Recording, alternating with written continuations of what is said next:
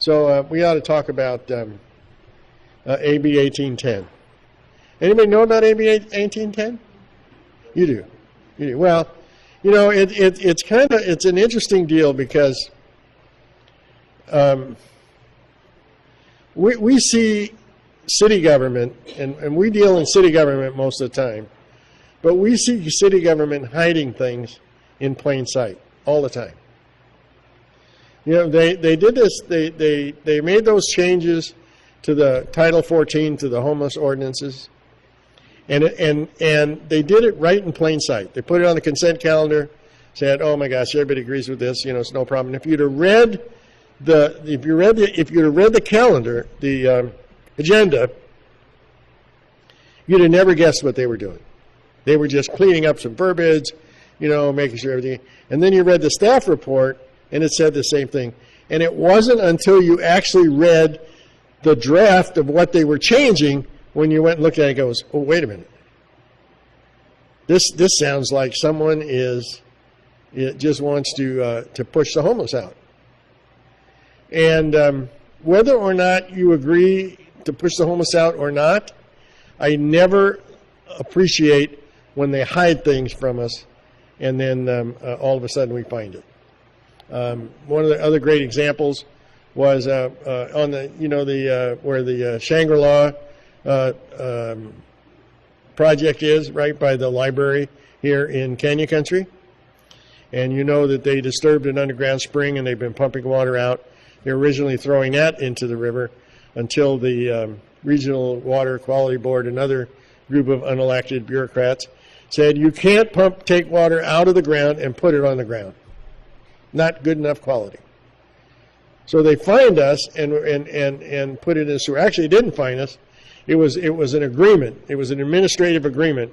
We didn't even fight it. We just said, yeah, we'll pay the $900,000.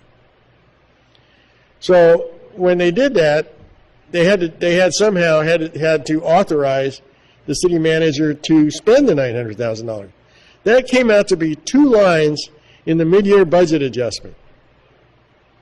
And if you didn't know what they were doing, you'd have never guessed it by seeing it. So here we get Bill AB 1810. Very similar because it's a budget bill, right? And someone, unnamed, there's no names attached to this, snuck into the bill the idea that you could divert criminals from criminal prosecution if, in fact, they had a mental disability. And mental disabilities could be they're an alcoholic, right? I wonder if mental disabilities could be that they like little boys and girls, so they can't be charged with doing those kind of things. So the whole idea was this kind of got just snuck in there, and now the thing that annoys me about it greatly is this is going to end up being very much like the first go around with marijuana. Remember, you had to have medical marijuana. You had to have a reason, so you had to have a doctor's prescription. Then pretty soon, all the doctors were writing prescriptions.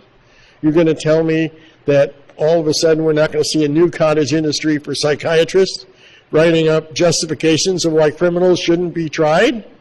You know it's going to happen.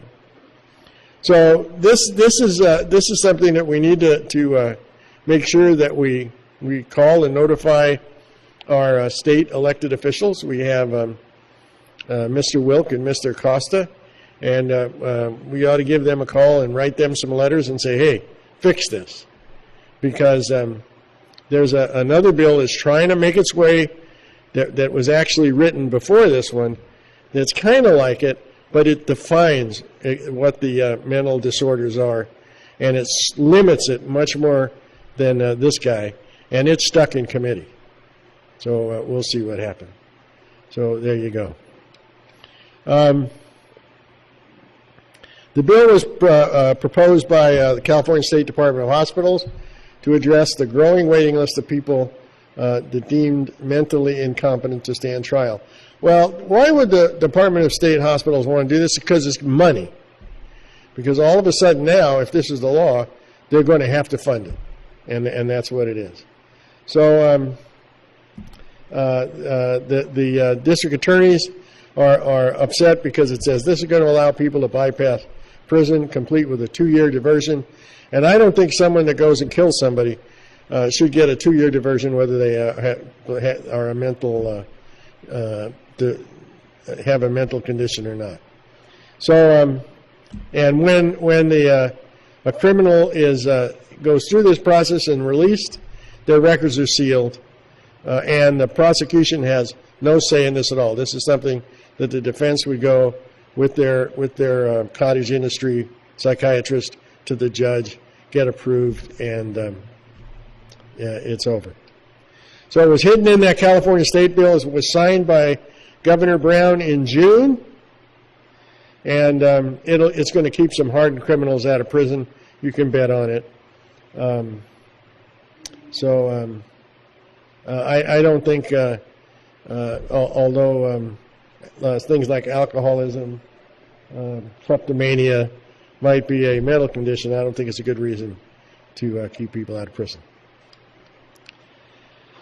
I just don't understand it, but I really believe that our legislators are more concerned with protecting felons and criminals and reducing their jail count so that they don't have to expend the money to incarcerate individuals that really should be incarcerated than they would. And you know, there's questions a lot of times about who we incarcerate as a community, and there are some people that we can that are in victimless crimes that we can kind of wonder, well, maybe we've gone too far. But when it comes to hardened criminals, ones that commit violent acts, I don't have any sympathy for them at all.